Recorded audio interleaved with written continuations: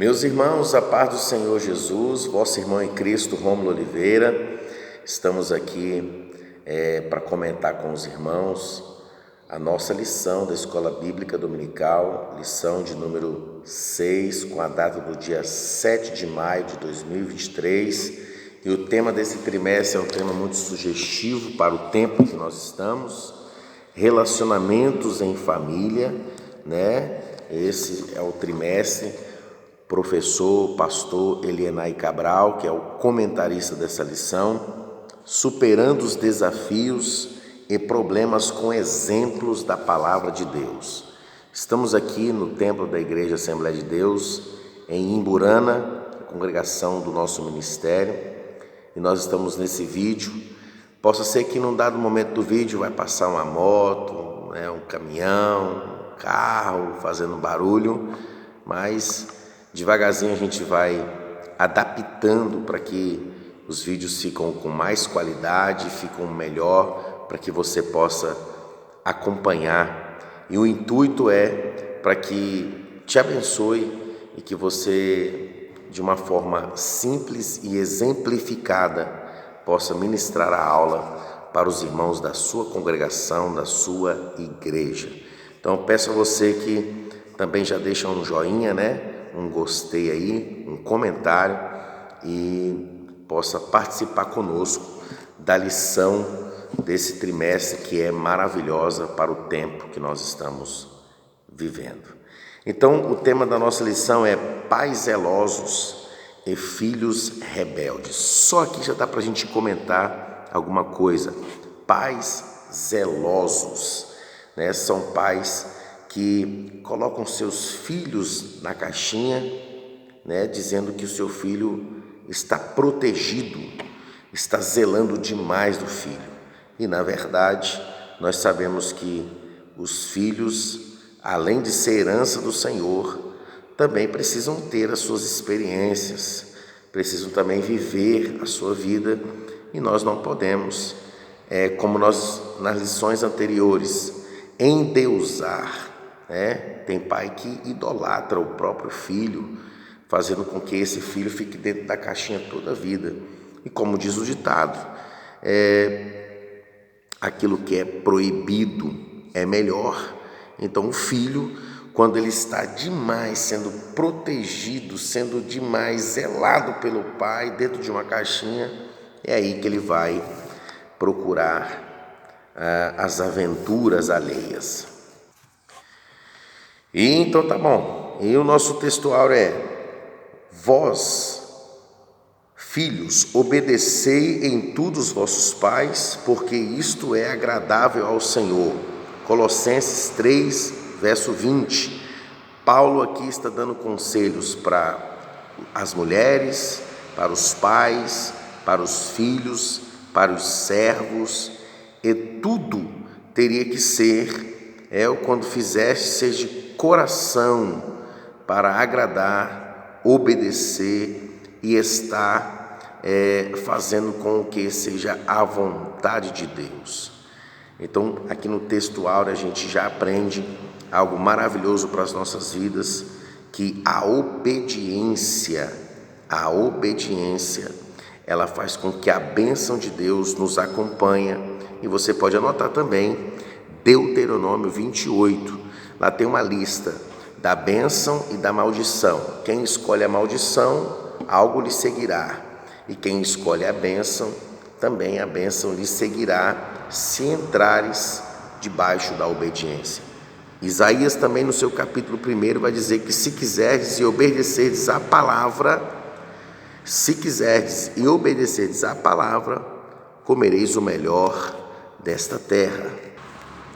E a nossa verdade prática?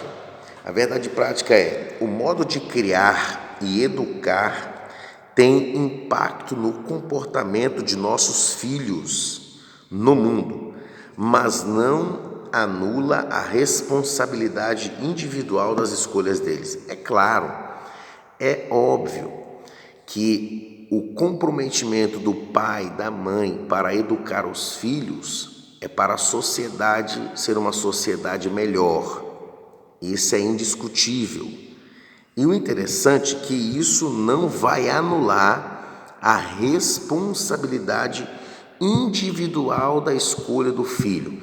Então o pai ensina, instrui, como está em Provérbios 22, instrui o menino no caminho que deve andar, entende? Então o pai ensina, zela, cuida, trata, ensina tudo, o caráter como deve ser, porém a escolha do filho, a sua determinação de como vai ser na sociedade, diante da sociedade, no trabalho, na rua, na escola, isso é de caráter individual do filho. Então também, dependendo de como ele vai se comportar e como vai ser, ele também tem as suas responsabilidades.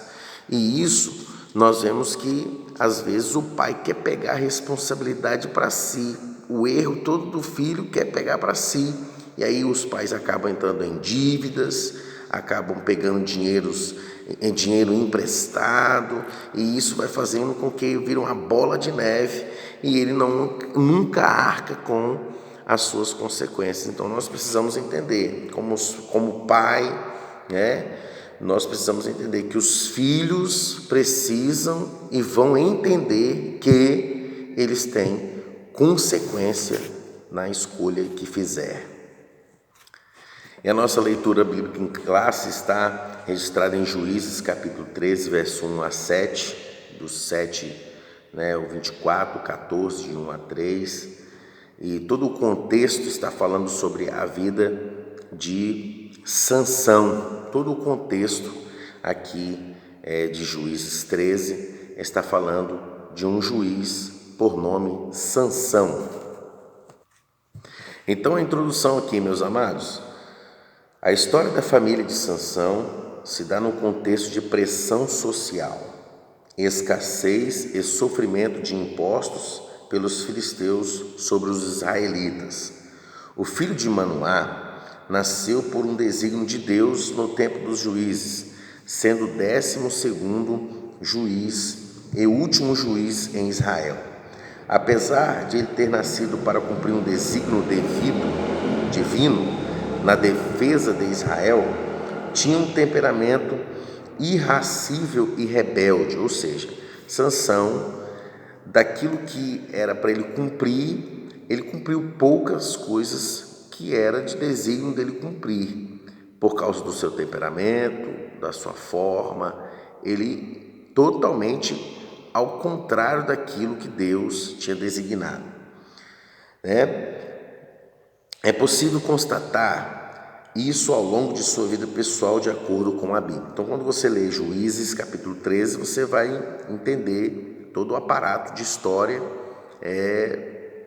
de Sansão, ok? Na presente lição, veremos que os pais de Sansão foram zelosos em sua educação, mas seu filho tornou-se rebelde. Olha aqui que tremendo. Então, os pais de Sansão, Manoá, vão ser zelosos quanto ao cuidado do nazireado, quanto ao cuidado de mostrar a lei do Senhor, a lei de Deus, Porém, Sansão vai ter um comportamento diferente. Sansão que vai ter um comportamento diferente. Então, possa ser que você que está me ouvindo, que é pai de família, que é mãe, está zelando do teu filho, cuidou do teu filho, instruiu o seu filho, mas o seu filho se distanciou. Isso não é culpa sua, não é culpa da senhora nem do senhor, é por causa do caráter individual do filho, ok? Então nós vamos ao tópico primeiro aí, que é os pais de Sansão, e ele está dividido em 3 subtópicos, que assim nós falamos, uma situação espiritualmente deplorável, o segundo, a mulher agraciada, e o terceiro, recebendo orientações divinas. Então nós vamos lá. Primeiro ponto, os pais de Sansão. Primeiro, uma situação espiritualmente deplorável. O capítulo 13 de Juízes mostra que os filhos de Israel tornaram a fazer o que parecia mal aos olhos do Senhor. Então, como não tinha rei, então eles faziam como bem parecia fazer, ok? Por isso Deus entregou Israel na mão dos filisteus por 40 anos. Então dá para a gente entender aqui algo tremendo. Deus, por causa da desobediência do povo, ele sempre vai levantar um cativeiro, uma nação, um povo que vai lutar contra o povo de Israel, para que o povo volte novamente ao arrependimento e volte ao alinhamento espiritual. Então Deus vai usar o cativeiro egípcio, o cativeiro babilônico, o cativeiro assírio, né? Deus vai usar os midianitas, os amalequitas, os filisteus, tudo para que volte contra Israel, para que ele volte a um arrependimento, a estar na vontade de Deus. Era um contexto em que o povo vivia na prática do pecado, onde poucas famílias temiam a Deus e procuravam guardar seus mandamentos. Entretanto, havia um casal fiel ao Eterno que recebeu uma visita do anjo do Senhor. Então nós vamos entender aqui que o povo vivia um ciclo vicioso. Qual que era o ciclo vicioso? Dentre os capítulos de Juízes, nós vamos ver que o povo fazia o que era mal, se levantava um juiz, se arrependiam, o juiz reinava, o juiz julgava, o povo andava em retidão um período e depois novamente o mesmo ciclo de pecado. Ora adora Deus, ora adora outros deuses, ora estão no altar de Deus, ora estão oferecendo sacrifício, ora estão fora do altar de Deus. Então, nesse tempo de difícil, de escassez espiritual, Deus visita um casal para que possa levantar um juiz, para que possa julgar a nação de Israel. Segundo, a mulher agraciada. O casal era formado por um homem chamado Manoá, da tribo de Dan, e sua esposa, que era estéril. Aqui já vemos um grande milagre, Deus fazendo um milagre na vida de uma mulher estéril. Olha aí, maravilha, na vida de uma mulher estéril. Foi para essa mulher que o anjo do Senhor apareceu dizendo: eis que agora és estéril e nunca tens concebido, porém conceberás e terás um filho. Dessa forma, a mulher de Manoá surge no cenário do livro dos Juízes, escolhida pelo Senhor para ser mãe do remidor de Israel.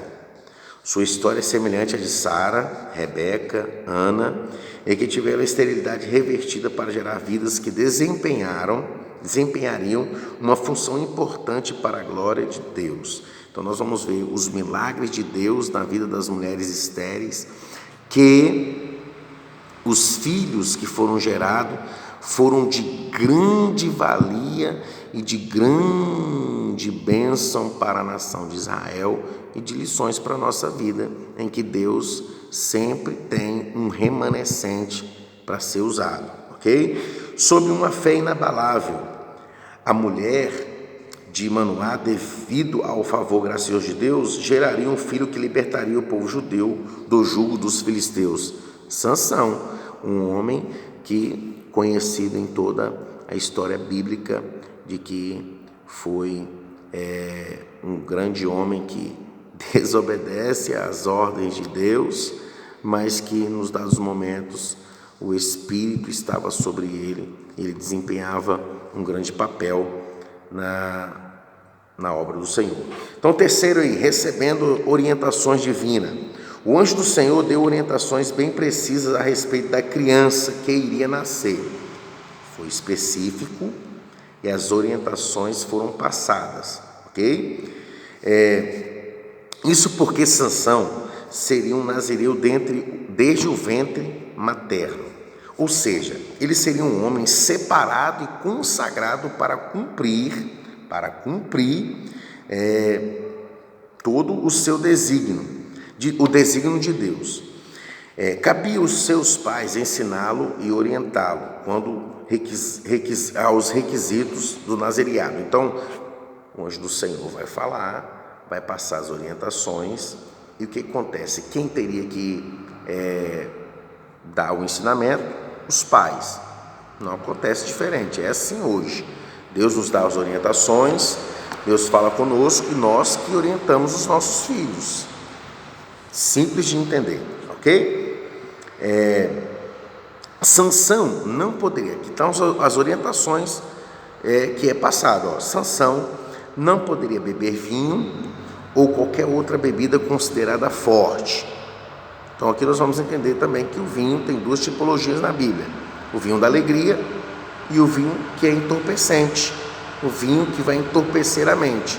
O vinho da alegria é o vinho que Jesus transformou lá em Caná, em João 2.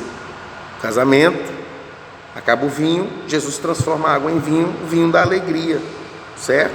O vinho de alegria. Agora, o vinho fermentado, olha aí, mais um caminhão passando. O vinho fermentado é o vinho que traz a contenda. É o que Paulo escreve à igreja em Éfeso: não vos embriagueis com vinho em que há contenda, mas enchei-vos do Espírito. Então, vinho também é símbolo do Espírito Santo, ok? Vinho também é um dos símbolos do Espírito Santo. É o vinho em que nós precisamos estar cheio do Espírito Santo. Podemos ver que o vinho que entorpece a mente é quando Daniel, no capítulo 1, vai dizer: olha, eu não vou me contaminar com o manjar do rei, nem vou beber o vinho que está me dando. Por quê? Qual era a intenção do rei? Era entorpecer a mente para que o povo pudesse voltar à adoração, dos deuses da Babilônia e mudar totalmente a direção, o rumo da adoração do Deus de Israel. Então esse é o que a gente consegue entender aqui. Então ele não poderia beber vinho ou qualquer outra bebida considerada forte. Olha aí, continua dizendo as orientações. Isso é um anjo dando as orientações para os pais de Sansão. Não poderia comer coisa considerada imunda, ok? Considerada imunda. Não poderia ter os cabelos cortados. E finalmente não poderia tocar em cadáver ou quaisquer outras coisas que representassem uma quebra de voto de nazireado. Depois você pega a sua Bíblia e lê passo a passo o voto do nazireado, como que era, para que você possa compreender melhor.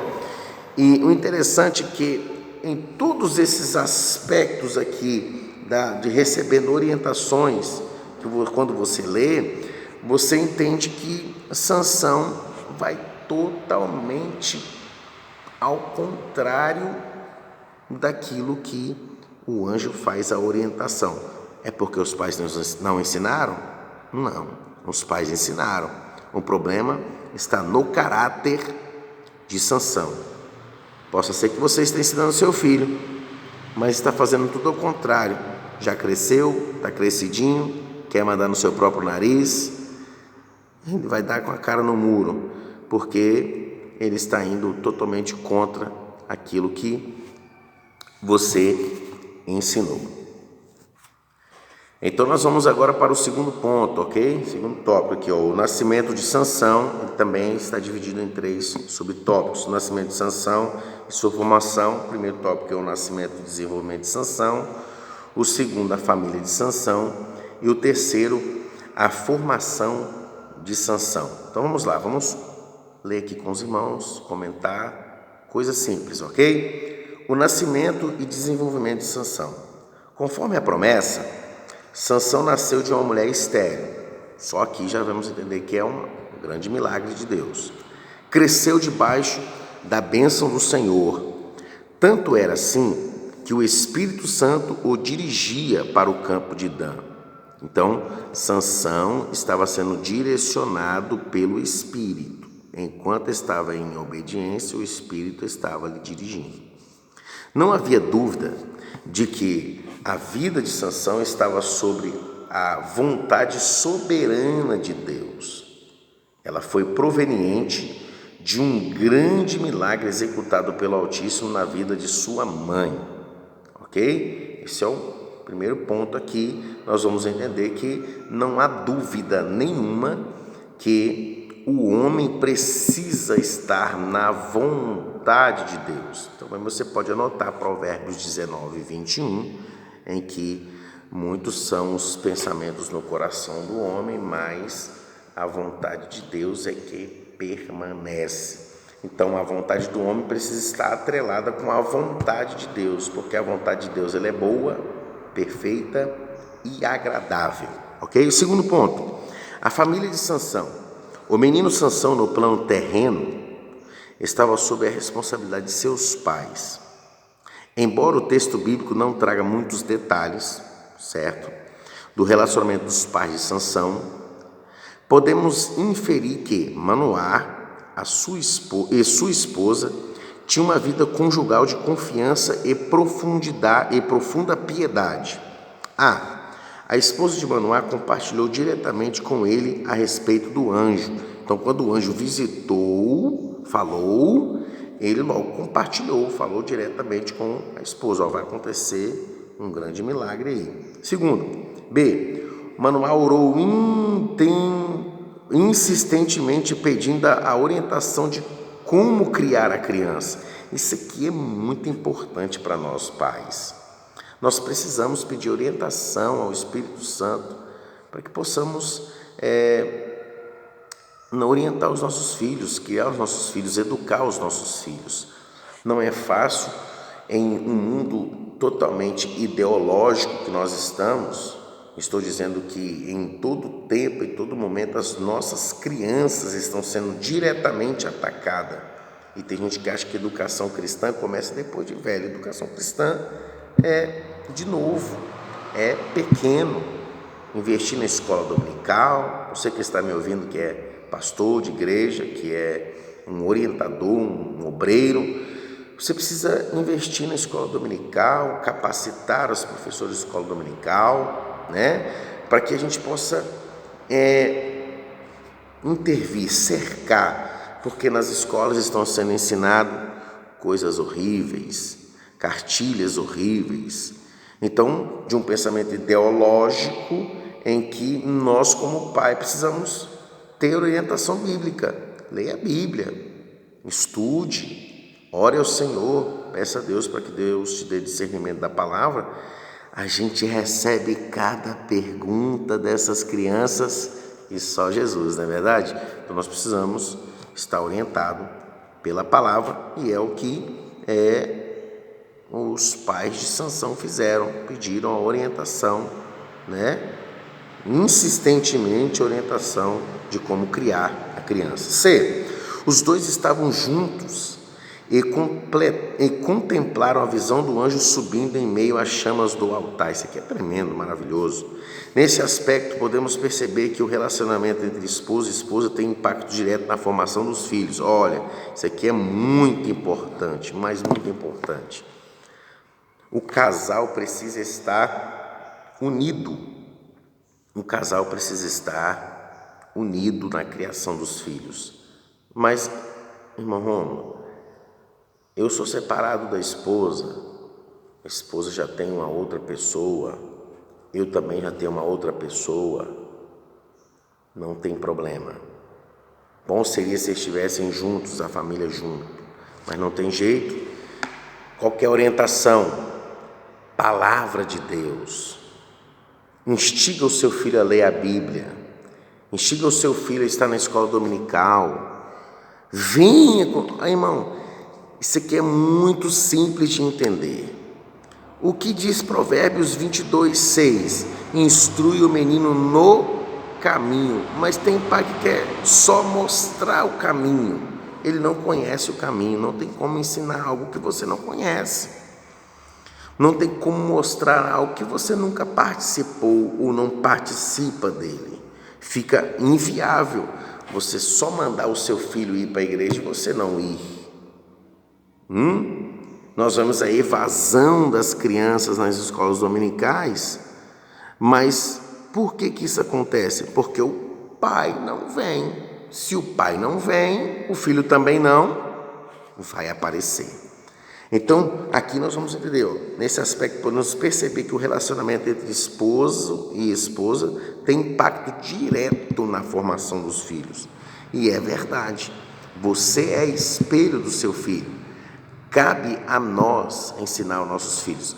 Agora, o que ele vai tomar decisão para frente, aí já é com ele, responsabilidade dele, porque ele já não vai ser mais e nem ser tomado por inocente, ok? Certamente Sansão cresceu em um lar cuja relação baseava-se em amor, comunhão e piedade a Deus, porque em nenhum momento, em nenhum dado momento da palavra, nós vamos ver a família, o casal saindo fora da orientação. Nós vamos ver quem saindo fora da orientação? Sansão, mas isso é do caráter dele, ok? Terceiro, a formação de Sansão. Olha aí, mais um caminhãozinho passando para ajudar, né? Terceiro, a formação de Sansão. Pela citação da trajetória de fé de seus pais, podemos inferir que Manoá e sua esposa criaram Sansão de acordo com as orientações recebidas pelo anjo do Senhor. O anjo do Senhor falou, deu orientação, os pais passaram, ok? Na vida adulta, podemos ver que Sansão observava o protocolo do nazireado, vindo a violá-lo progressivamente, ou seja, não aconteceu de imediato, gradativamente.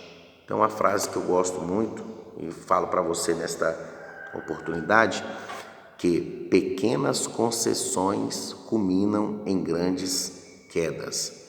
Ninguém tropeça em pequenas pedras. Ninguém tropeça em grandes pedras. Tropeçamos nas pequenas. Por quê? Porque são as pequenas e mínimas coisas que nós vamos deixando, e acontece a nossa queda. Ok? Então, progressivamente, mais tarde. Mas seus pais fizeram a parte deles, educando segundo a orientação divina recebida. Além disso, eles cumpriram os papéis esperados de pais para aquele contexto. Infelizmente, veremos que Sansão teve fraqueza de caráter, olha aí, e não honrou o voto de nazireu para com o Senhor, o que mostra que há pais zelosos que ensinam seus filhos no caminho em que devem andar, mas, infelizmente, olha aí, algumas vezes os filhos escolhem o caminho oposto, o caminho contrário. Por isso, a partir de uma certa idade, a responsabilidade diante de Deus é individual, totalmente individual, ok? Outro sim, por exemplo, Caim e Abel tiveram a mesma formação, mas comportamentos completamente distintos. Caim e Abel, bacana. Comentarista Helena Cabral deixou para nós aqui. Caim e Abel tiveram os mesmos ensinamentos, os mesmos, como nós dizemos, os mesmos protocolos, mas tiveram comportamentos diferentes na entrega da oferta, na entrega do culto, na essência, e tiveram comportamentos totalmente diferentes. Então, meus amados irmãos, ao terceiro ponto aqui, a fraqueza de caráter de Sansão também está dividido em três partes. Sansão subestimou o poder do inimigo. Segundo, a presunção de Sansão. E terceiro, manipulando o poder de Deus e brincando com o pecado. Então, esse terceiro ponto aqui para a gente finalizar, ok? Primeiro, Sansão subestimou o poder do inimigo. Sansão sabia da unção que estava sobre a sua vida para vencer seus inimigos. Ele sabia do grande potencial de Deus na vida dele e da força que ele tinha, ok? Certa feita, ele foi cercado por mais de 1.000 soldados filisteus armados, mas Sansão os matou com uma queixada de jumento. Olha isso aqui, irmão, o poder do Espírito sobre a vida do indivíduo que está alinhado ainda, está comprometido ainda. Ele matou 1.000 homens armados. E qual é o instrumento? Uma queixada de jumento. Entre muitas proezas, ele encontrou um leão nas vinhas de Tina. o qual rasgou com quem rasga um cabrito. Olha por quê? Porque o Espírito do Senhor veio sobre o juiz de Israel, para matar esse filho de leão. Olha aí, olha que tremendo, irmão. Rasgou como se tivesse, né? A diferença de um leão para um cabrito é como se estivesse rasgando um papel, né? Normal, nada. Para ele não era nada, porque o Espírito estava sobre o juiz. Assim Sansão foi acostumando-se com a vitória sobre os inimigos, até que mais tarde ele seria vítima desta subestimação. Então tem gente que fica subestimando o inimigo, né? Eu sou o super crente, eu sou o super, né? E a Bíblia diz o quê? Aquele que está de pé, cuida para que não caia. Então a gente precisa tomar cuidado e não ficar subestimando o inimigo ou a nossa carne. Não subestime a sua carne. Tiago vai escrever que a concupiscência dos olhos, a concupiscência da carne, a soberba da vida, faz com que o ser humano ele venha sucumbir, ele dando lugar ao inimigo, como Paulo escreveu aos Efésios capítulo 4, versículo 27, ele diz o que? Não deis lugar ao diabo. Quando você dá lugar à carne, com certeza você fica vulnerável. Paulo escrevendo aos Gálatas, ele vai dizer que, capítulo 5, ele vai dizer que há uma grande luta entre que o Espírito milita contra a carne contra o Espírito. Vai depender de quem nós alimentamos para que sobressaia, ok? Ele foi acostumando com isso e ele foi vítima depois dessa subestimação. Não por acaso o apóstolo Pedro alerta a igreja a respeito das artimanhas do diabo. Sede sóbrios, vigiai, porque o vosso diabo, o vosso adversário, anda em derredor bramando como leão, buscando a quem possa tragar. Infelizmente, muitos filhos subestimam as circunstâncias que rondam suas vidas e ignoram as experiências dos pais. Quando o pai e a mãe falam, não vai, não faz, como diz aí, né? Não entra sem instrução do profissional, o negócio tá ruim, tá? A mãe tá falando com você, não namora com fulano, não vai não, tá? Não vai não, porque o negócio dá ruim mesmo. E muitos filhos subestimam os pais, porque não, pagando para ver, né? E pagar para ver acaba tendo que arcar consequências inevitáveis. E consequências inevitáveis geram feridas e cicatrizes que são irreparáveis. E nós precisamos tomar muito cuidado com isso. Segundo ponto, a presunção de Sansão. Visto que o Espírito do Senhor o capacitou a realizar grandes proezas que o homem comum não realizaria, Sansão não percebeu que tinha um terrível inimigo, o seu próprio ego. Irmão, como que isso bate na gente gostoso, né? Pensa aí, pense, como diz o nordestino, pense num negócio que bate na gente, mas bate legal, o nosso ego. A gente acha, fica fica prepotente, né? Se autoeleva. Isso é perigoso para nós. Este o levou a subestimar a presença de Deus em sua vida. Sua força vinha de Deus, totalmente de Deus.